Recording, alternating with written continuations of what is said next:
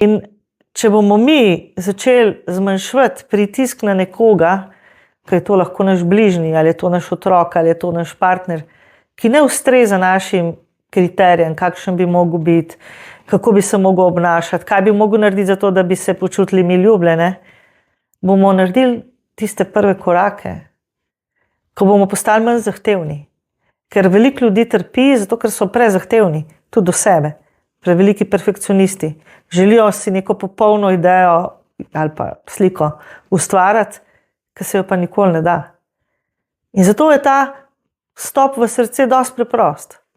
Sam iz tega zunanjega sveta, kjer smo si narisali mogoče neko ali pa ustvarjali iluzijo, kaj bi v sebi mogli imeti, kako bi mogli živeti, kako bi mogli izgledati in podobno, se to preprosto začne tako kot z radirko radirati